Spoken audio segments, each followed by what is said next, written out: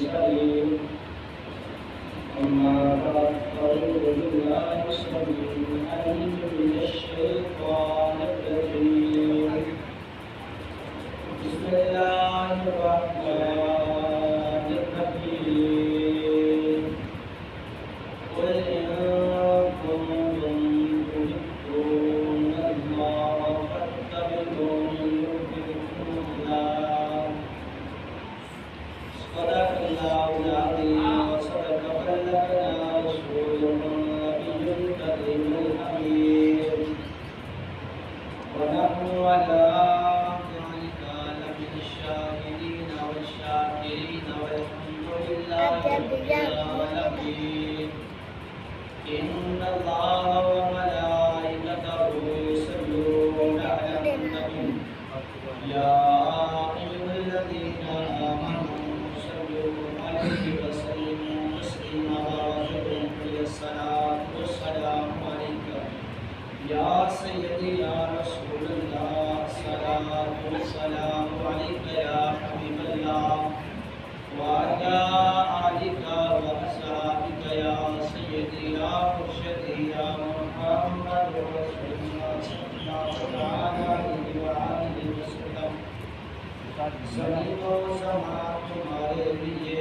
مکین و مکان تمہارے لیے چنین و چنا تمہارے لیے دان میں زباں ہے تمہارے لیے جسم میں جان ہے تمہارے لیے ہم یہاں آئے تمہارے لیے ہم وہاں اٹھے تمہارے لیے اللہ تبارک و تعالیٰ کی حمد و ثنا کے بعد تاجدار مدینہ صلی اللہ علیہ وسلم کی بارگاہ کے اندر درود و سلام کا گلدستہ کرنے کے بعد خالق کائنات مالک الملک کی بارگاہ کے اندر رہا ہے کہ اللہ تبارک و تعالیٰ مجھے حق اور سچ بیان کرنے کی توفیق عطا فرمائے، آپ کو اور مجھے عمل کی توفیق عطا فرمائے۔ واجب تعظیم میرے بزرگوں نوجوان ساتھیوں، ذی الحجہ کا دوسرا جمعہ مبارک ہے۔ اس جمعہ مبارک کے اندر حضرت سیدنا عثمان غنی رضی اللہ تعالی عنہ کی شان بیان کرتی ہے۔ حضرت سیدنا عثمان غنی رضی اللہ تعالی عنہ کی 18 ذی الحجہ کو یوم شہادت ہے۔ حضرت عثمان غنی رضی اللہ تعالی عنہ شجاعت کے بادشاہ، سخاوت کے بادشاہ، سبحان اللہ، دمار مصطفیٰ، حیا کے بادشاہ، تاجدار مدینہ صلی اللہ علیہ وسلم کے دمار بھی صحابی بھی، اور آقا علیہ السلام کی دو لگتے جگر یک کو بادیگر رشد اللہ عثمان غنی سبحان اللہ۔ اور یہ سعادت کسی اور صحابی کو ہی ملی جو سعادت حضرت سیدنا عثمان غنی رضی اللہ تعالی عنہ کو ملی کہ آقا علیہ السلام کی دو صحابیاں حضرت سیدنا عثمان غنی رضی اللہ تعالی عنہ کے مقابل تھی، اور تاجدار مدینہ صلی اللہ علیہ وسلم نے ارشاد فرمایا کہ یہ تو میری دو بیٹیاں ہیں، اگر میری 100 بیٹیاں بھی ہوتی تو میں عثمان کے مقابل ہو گیا۔ یہ فضائل تھے حضرت سیدنا عثمان غنی رضی اللہ تعالی عنہ پر، سخاوت کے بادشاہ اس طرح سخاوت کرتے۔ میرے لجپال نبی کریم صلی اللہ علیہ وسلم کے غلاموں، تاجدار مدینہ صلی اللہ علیہ وسلم منبر پر جلوہ گر ہوئے۔ آقا علیہ السلام نے اعلان فرمایا کہ جہاد کے لیے سامان کی ضرورت ہے، تو صحابہ کرام بیٹھے ہوئے تھے، تو حضرت سیدنا عثمان غنی رضی اللہ تعالی عنہ کھڑے ہوتے عرض کرتے ہیں یا رسول اللہ صلی اللہ علیہ وسلم 100 اونٹ بمائے سامان ساز و سامان میں جہاد کے لیے دیتا ہوں۔ سبحان اللہ، سبحان اللہ۔ 1 اونٹ نہیں، 2 اونٹ نہیں، 10 اونٹ نہیں، 100 اونٹ فرمایا کہ میں ساز و سامان کے ساتھ دیتا ہوں۔ تاجدار مدینہ صلی اللہ علیہ وسلم نے پھر اعلان فرمایا کون ہے جو جہاد کے لیے سامان دے؟ تو حضرت سیدنا عثمان غنی رضی اللہ تعالی عنہ کھڑے ہوئے عرض کرتے یا رسول اللہ صلی اللہ علیہ وسلم 100 اونٹ اور میں آپ کی بارگاہ میں پیش کرتا ہوں۔ سبحان اللہ، سبحان اللہ۔ تیسری مرتبہ پھر مصطفیٰ اعلان فرماتے ہیں، تیسری مرتبہ پھر عثمان غنی کہ اور کوئی ہے جو دینے والا؟ عثمان غنی کھڑے ہوتے ہیں، عرض کرتے ہیں یا رسول اللہ صلی اللہ علیہ وسلم 100 اونٹ اور میں آپ کی بارگاہ میں پیش کرتا ہوں۔ میرے لجپال نبی کریم صلی اللہ علیہ وسلم منبر سے اتر کر حضرت سیدنا عثمان غنی رضی اللہ تعالیٰ عنہ کو پکڑا اور سینے سے لگایا اور میرے مصطفیٰ نے بوسہ بھی دیا اور فرمایا کہ عثمان آج کے بعد تم کوئی عمل کرو یا نہ کرو، اللہ تبارک و تعالیٰ نے تمہارے لیے جنت مقرر کر دی ہے۔ سبحان اللہ، اللہ نے تمہیں جنتی کہہ دیا۔ میرے رسول پاک صلی اللہ علیہ وسلم جو فرما دیا تو وہ پھر ہو جاتا ہے۔ میرے کریم صلی اللہ علیہ وسلم کے پیارے غلاموں، حضرت سیدنا عثمان غنی رضی اللہ تعالیٰ عنہ کی آج بعض لوگ کہتے ہیں کہ حضرت سیدنا عثمان غنی رضی اللہ تعالیٰ عنہ کے ساتھ حضرت سیدنا علی مرتضیٰ شیر خدا رضی اللہ تعالیٰ عنہ کے آپس میں اختلافات تھے، بلکہ نہیں اختلافات تھے۔ جب حضرت سیدنا عثمان غنی رضی اللہ تعالیٰ عنہ کے سارے مکہ والے آپ کے خلیفہ تھے نا، مدینہ المنورہ خلافت آپ نے سنبھالی ہوئی تھی، جب آپ کے سارے دشمن بنے نا تو جو پہرا دینے والے تھے حضرت علی مرتضیٰ شیر خدا کی شہزادے تھے، سبحان اللہ سبحان اللہ، حضرت امام حسن امام حسین حضرت عثمان غنی رضی اللہ تعالیٰ عنہ کے پہرے دار بن کر کھڑے ہوئے تھے۔ میرے لجپال نبی کریم صلی اللہ علیہ وسلم کے غلاموں، حضرت سیدنا عثمان غنی رضی اللہ تعالیٰ عنہ وہ عظیم شخصیت ہیں۔ جب حضرت سیدہ کائنات فاطمہ الزہرا کی بہن دوسری بہن کا وصال ہوا نا حضرت کلثوم کا، تو میرے لجپال نبی کریم صلی اللہ علیہ وسلم کے غلاموں، حضرت عثمان غنی منچے ہو گئے، پریشان ہو گئے، اور پریشانی کا عالم یہ ہوا کہ رونے لگ گئے، روتے روتے مسجد میں چلے گئے۔ جب چلے گئے تو میرے ان کا رونا اللہ تبارک و تعالیٰ کو بھی پسند آیا۔ آپ مسجد میں بیٹھ کر رو رہے تھے، اللہ تبارک و تعالیٰ حضرت جبرائیل علیہ السلام کو بھیج دیتا ہے۔ اللہ تبارک و تعالیٰ فرماتے ہیں جبرائیل جلدی کرو، میرے محبوب کے پاس جاؤ، میرا عثمان، میرے محبوب کا پیارا محبوب عثمان رو رہا ہے، اور میرے محبوب کو بھیجو اور جا کر اسے چپ کرواؤ۔ یہ چیز جو آقا علیہ السلام اپنے حجرے میں موجود تھے، حضرت جبرائیل حاضر ہوتے ہیں، آقا عرض کرتے ہیں یا رسول اللہ صلی اللہ علیہ وسلم عثمان کہاں ہے؟ میرے آقا علیہ السلام نے فرمایا کہ یہی ہوں گے، کہا کہ نہیں جلدی کرو، اس کا پتہ کرو۔ اللہ تبارک و تعالیٰ پیغام دیتا ہے، اللہ تبارک و تعالیٰ فرماتا ہے کہ وہ رو رہے ہیں، جا کر اسے چپ کرواؤ۔ آقا علیہ السلام کے پیارے غلام حضرت سیدنا عثمان غنی رضی اللہ تعالیٰ مسجد میں رو رہے تھے۔ میرے آقا علیہ السلام گئے اور اس طرح سر پہ ہاتھ رکھا، فرمایا عثمان کیا ہوا، کیوں رو رہے ہو؟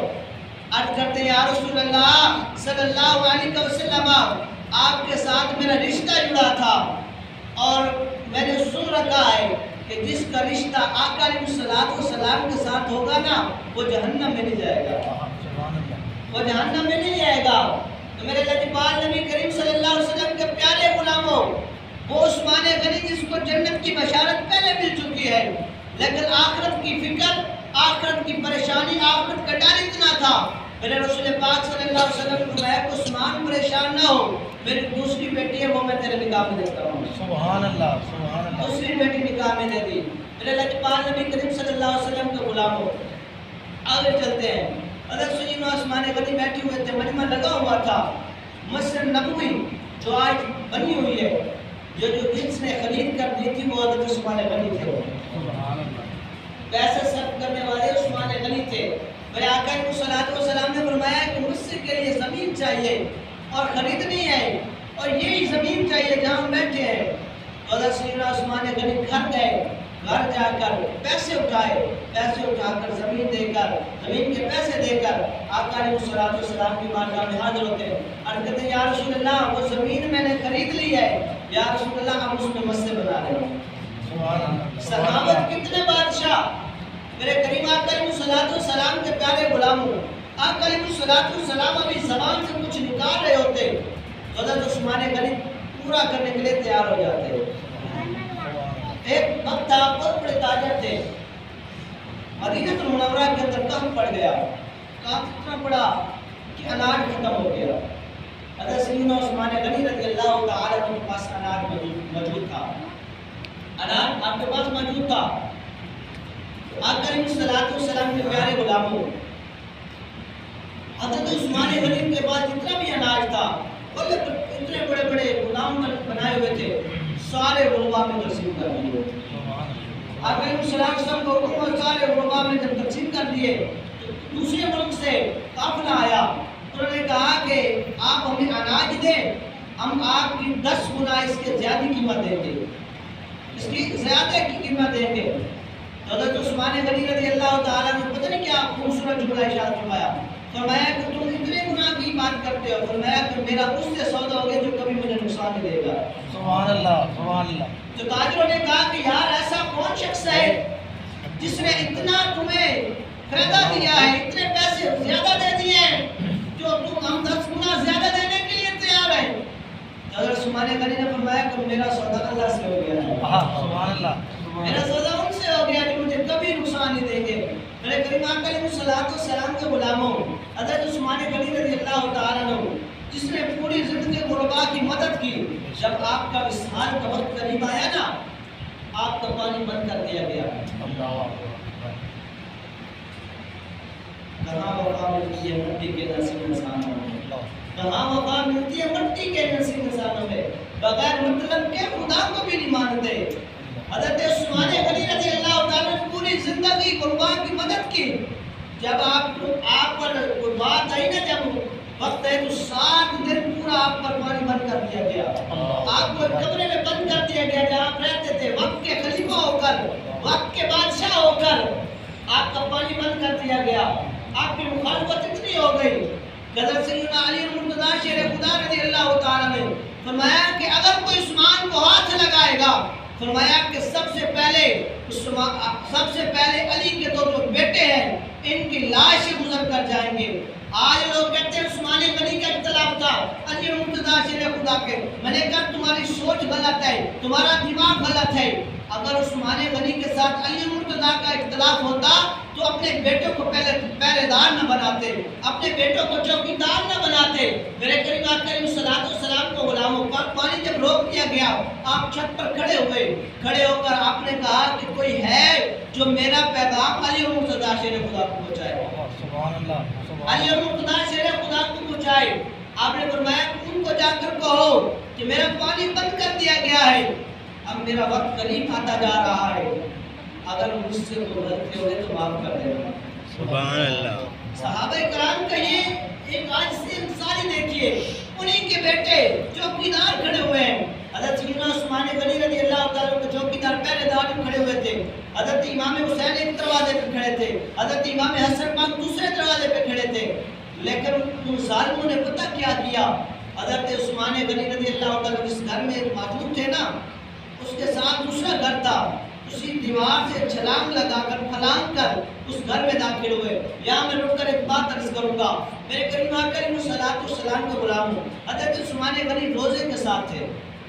کس کے ساتھ تھے؟ روزے کے ساتھ. نفلی روزہ, فرضی روزہ نہیں آتا ہوں, فرضی روزے نہیں رکھتے, نفلی روزے کے ساتھ تھے. 7 دن پانی بند ہونے کے باوجود بھی آپ روزے کے ساتھ تھے. سبحان اللہ. قرآن کی تلاوت نہیں چھوڑی, قرآن کی تلاوت کو نہیں چھوڑا, نماز کو نہیں چھوڑا.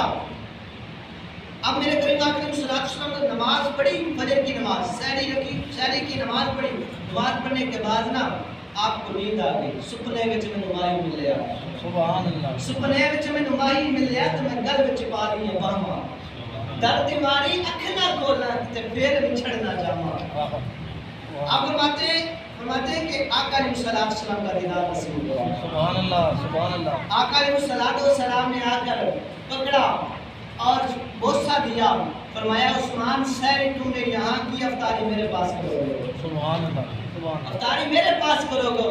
میرے کریم آقا علیہ السلام کو غلام ہو. حضرت عثمان غنی رضی اللہ تعالیٰ عنہ اپنی گھر والی کو بلاتے ہیں. فرمایا کہ آج میرے وصال کا وقت آ گیا, آج میں نے شہید ہو جانا ہے, آج میں نے مر جانا ہے. گھر والی نے کہا کہ یہ تمہیں کیسے پتا؟ کہا کہ آقا علیہ السلام نے دیدار نصیب فرمایا ہے اور حکم دیا ہے کہ سحری تم نے ادھر کی, افطاری میرے پاس کر دی ہے. اور قرآن کو اٹھا کر پڑھ رہے تھے. سارے وہاں سے گزرے, دیوار سے چھلانگ لگائی اور آ کر حضرت سیدنا عثمان غنی رضی اللہ تعالیٰ عنہ کو شہید کیا. اور شہادت کی کوئی عام شہادت نہیں, حضرت عثمان غنی کا جو خون کا پہلا قطرہ اور ایک قربان جائیں، کسی کا خون کا قطرہ زمین پہ گرتا ہے، کسی کا ٹیشو پہ گرتا ہے، کسی کا کہیں کپڑے پہ گرتا ہے، حضرت عثمان غنی وہ ہیں جن کا خون کا پہلا قطرہ قرآن مجید پہ گرا، سبحان اللہ، سبحان اللہ، قرآن مجید پر گرا، اور کہتے ہیں کہ جو وہ خون کا قطرہ گرا نا، آج تک وہ خون تر و تازہ پڑا ہوا ہے۔ تو قرآن مجید کہ وہ جو آیات مبارکہ جس کے اوپر خون کا قطرہ گرا وہ بھی تازہ ہے۔ ارے کسی کی گواہی کوئی دے گا، کسی کی گواہی کوئی استاد دے گا، کسی کی گواہی کوئی دے گا، کسی کی گواہی باپ دے گا، کسی کی گواہی بیٹا دے گا، اور عثمان غنی پہ قربان نہ جائے جس کی گواہی قرآن دے گا، سبحان اللہ، جس کی گواہی کون دے گا؟ قرآن دے گا۔ قرآن۔ میرے کریم آقا علیہ الصلوۃ والسلام کے پیارے غلاموں، قرآن کی بھی بڑی شان ہے۔ بے شک، آج ہمارے معاشرے کے اندر قرآن سے ہم نے جو دوری اختیار کی ہے نا، تب سے ہم تباہ و برباد ہو گئے ہیں۔ ہم دنیا کے اندر ذلیل ہو رہے ہیں، خوار ہو رہے ہیں۔ آج ہر گھر کے اندر چلے جائیں، کوئی بھی گھر دیکھ لیں، کسی سے پوچھ لیں تو یہ کہیں گے کہ گھر کے اندر سکون نہیں ہے، گھر کے اندر سکون نہیں ہے۔ سکون کہاں سے آئے گا بھائی؟ قرآن کو ہم نے لے کر رکھا ہوا ہے، الماری پہ بالکل ڈیکوریشن بنا کر رکھا ہوا ہے، جب اسے اٹھا کر پڑھیں گے نہیں تو ہمارے گھر میں برکتیں کیسے آئیں گی؟ آج ہمارے معاشرے کے اندر ہمارا جو دور چل رہا ہے، اگر ہم کاروبار کے لیے صبح فجر کے وقت اٹھ سکتے ہیں تو نماز کے لیے فجر کے وقت اٹھ سکتے ہیں۔ اگر آج نوکری کے لیے 25 یا 30 ہزار کے لیے ہم اٹھ سکتے ہیں تو قرآن کے لیے کیوں نہیں اٹھ سکتے؟ نماز کے لیے کیوں نہیں اٹھ سکتے؟ اگر ہم نے اس کے صبر کرنا ہے تو ہم صبح اٹھ سکتے ہیں لیکن نماز کے لیے نہیں اٹھتے۔ آخر حق تو یہ بنتا تھا، نوکری بعد میں ہے، سارا کام بعد میں ہے، لیکن سب سے پہلے نماز اور قرآن تھا۔ جو پہلے تھا وہ ہم نے بعد میں کر دیا، جو بعد میں تھا وہ پہلے کر دیا، تو پھر ہم ذلیل ہو رہے ہیں۔ میرے کریم آقا علیہ الصلوۃ والسلام کے غلاموں، بد مذاہب اور کافر سب سے پہلے وہ کہتے ہیں کوئی بات نہیں، جو یہ کرتے ہیں کرنے دو، سب سے پہلے ان کی کتاب پہ حملے کرو۔ سویڈن کے اندر یہ دوسری یا تیسری چوتھی مرتبہ قرآن مجید کو جلایا گیا، اور یہ سب سے ہمارے لیے حضرت سیدنا امام شافعی رحمۃ اللہ علیہ کا قول ہے۔ آپ فرماتے ہیں کہ جہاں آقا علیہ الصلوۃ والسلام کی بحرمتی کی جائے یا آقا علیہ الصلوۃ والسلام کی کتاب کی بحرمتی کی جائے تو فرمایا کہ امت مسلمہ کو مر جانا چاہیے، مر جانا چاہیے۔ آج ہمارے معاشرے کے اندر ہماری کتابوں کا مذاق اڑایا جا رہا ہے۔ ارے یہ وہ کتاب ہے، کہتے ہیں یہ قرآن نورانی شیشہ، یہ قرآن نورانی شیشہ جڑا حق دا راہ دکھاوے، جڑا پڑھ عمل کماوے سیدھا ہی جنت جاوے۔ قیامت والے دن جب ہمارا کوئی نہیں بن رہا ہوگا نا، اگر ہماری یاری قرآن کے ساتھ ہوگی، قبر کے اندر جب بندہ پریشان ہو جائے گا تو یہ قرآن سونی صورت بنا کر، بزرگوں والی صورت بنا کر آ جائے گا اور کہے گا، سرانہ تکیہ لے کر آئے گا اور کہے گا آرام سے سو جا، دنیا میں تو مجھ سے محبت کرتا تھا، آج میں تجھ سے محبت کا ثبوت دیتے ہوئے، تجھ سے وفا کا ثبوت دیتے ہوئے تو سو جا، باقی باتیں میں اللہ سے پوچھ کر لوں گا۔ سبحان اللہ، یہ قرآن اللہ تبارک و تعالیٰ سے جھگڑا کرے گا۔ اگر کوئی بندہ سورۃ ملک کی تلاوت کرتا ہے، کوئی سورۃ یاسین کی تلاوت کرتا ہے، سورۃ واقعہ کی تلاوت کرتا ہے، تو یہ صورتیں اللہ تبارک و تعالیٰ سے جھگڑا کریں گی، عرض کریں گی مولا یہ مجھ سے محبت کے ساتھ، مجھ سے محبت سے پڑھتا تھا، مولا اگر تجھے جنت نہیں دے گا تو ہمیں قرآن سے نکال دو، ہمیں قرآن سے نکال دو۔ اللہ تبارک و تعالیٰ فرمائے گا اس سے بھی جنت عطا فرما دو۔ سبحان اللہ، برکت قرآن کی۔ ہوتے معزز زمانے میں ہم خوار ہوئے تارک قرآن ہو کر۔ صحابہ کرام کا دور دیکھیے، صحابہ کرام اب دیکھیے تھوڑے سے صحابہ ہو کر بڑے بڑی جنگوں میں کامیاب ہو گئے۔ وجہ کیا تھی؟ انہوں نے قرآن کے ساتھ یاری لگائی، انہوں نے آقا علیہ الصلوۃ والسلام کے فرامین پہ عمل کیا، اور بڑے اب حضرت علی مرتضیٰ شیر خدا وہ ہیں۔ اب دیکھیے حضرت علی مرتضیٰ شیر خدا، آپ نہ بیٹھے تھے تو آپ اخروٹ توڑ رہے تھے یا بادام توڑ رہے تھے، آپ نے زبان کے دانتوں کے ساتھ توڑ رہے تھے، ٹوٹ نہیں رہی تھی۔ تو ایک نوجوان ملنے کے لیے آیا، مقصد کر رہا ہوں، ملنے کے لیے آیا تو دیکھنے کے لیے آیا کہ خیبر کا جو اتنا بڑا دروازہ جس کو اٹھا کر 40 بندوں میں سائڈ پہ رکھا اور ایک نوجوان نے اٹھا کر سائڈ پہ رکھ دیا، دیکھنے کے لیے آیا۔ حضرت علی مرتضیٰ شیر خدا رضی اللہ تعالیٰ بادام توڑ رہے تھے تو اس نے دیکھا اور کہا کہ یار دیکھو ایک بادام نہیں ٹوٹ رہا، اور وہ 40 بندوں نے جو اٹھا کر رکھا اتنا وزنی دروازہ ایک ہاتھ سے اکھیڑ دیا۔ حضرت علی مرتضیٰ شیر خدا نے بلایا، فرمایا ادھر آؤ۔ آئے، کہا کہ کیوں ہنس رہے ہو؟ کہا کہ میں دیکھنے کے لیے آیا تھا کہ آپ نے وہ خیبر کا دروازہ کیسے توڑ دیا۔ فرمایا کہ اگر تو اب بھی مجھے کہتا ہے نا خیبر کا دروازہ اکھیڑ دے، میں اب بھی اکھیڑ دوں گا۔ سبحان اللہ، بزرگی کا عالم تھا۔ کہا حضور وہ کیسے؟ فرمایا کہ میں یہ بادام توڑ رہا ہوں، یہ میری اپنی طاقت ہے، اور جو میں نے خیبر کا دروازہ اکھیڑا تھا وہ میرے ایمان کی طاقت ہے، سبحان اللہ، وہ میرے ایمان کی طاقت ہے۔ میرے کریم آقا علیہ الصلوۃ والسلام کا غلام ہو جس نے قرآن کے ساتھ یاری لگائی، جس نے آقا علیہ الصلوۃ والسلام کے فرامین کے ساتھ یاری لگائی، تو پھر کتنے بڑے بڑے، اب جید علماء کرام کو دیکھ لیں، اب دور جانے کی ضرورت نہیں، حضور فیض ملت کو دیکھ لیں، پھر محمودی سرانی کو دیکھ لیں، اب پوری جتنی بھی قیامت تک ان کے مزار پر جا کر دیکھ لیں، تمہیں قرآن کی آواز سنائی دے گی۔ بے شک بے شک، قرآن کی انہوں نے کیا کیا؟ انہوں نے قرآن کے ساتھ یاری لگائی، انہوں نے نماز کے ساتھ یاری لگائی۔ میرے دوستو، قرآن کا جب تک آپ قرآن کی حفاظت نہیں کریں گے، ہم باہر سے کوئی نہیں آئے گا ہمارے قرآن کی حفاظت کرنے کے لیے، ہمارے حضور علیہ السلام کی کتاب کی حفاظت کرنے کے لیے۔ یہ ہمارے پاس ایک امانت ہے، اور اب امانت میں ہماری کتنے خیانت ہو گئی۔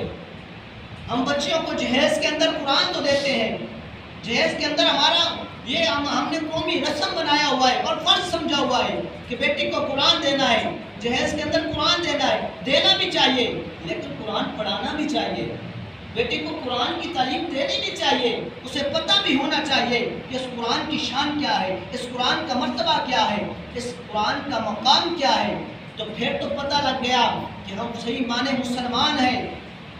آج ہمارا جو صورتحال بنی ہوئی ہے نا، ہم صرف نام کے مسلمان رہ گئے ہیں، صرف نام کے، میں اپنی بات بھی ساتھ کر رہا ہوں، یہ نہیں کہ میں بات، ہم آپ صرف نام کے مسلمان ہیں، کام کے مسلمان ہی رہ گیا۔ وہ بھی دور دیکھ لیں، پیچھے دور جا کر دیکھ لیں، صحابہ کرام کا، تابع تابعین کا دیکھ لیں، اب ہمارا بھی دور دیکھ لیں۔ آج کتنے بندے ایسے ہیں جنہوں نے نمازوں کے اندر پابندی کی ہوئی ہے، اگر فجر پڑھتے ہیں تو زور چھوڑ دیتے ہیں، زور پڑھتے ہیں تو عصر چھوڑ دیتے ہیں۔ دعا ہے کہ اللہ تبارک و تعالیٰ صحیح معنی ہمیں قرآن کی حفاظت کرنے کی توفیق عطا فرمائے، نمازوں کی حفاظت کرنے کی توفیق عطا فرمائے، ہمارے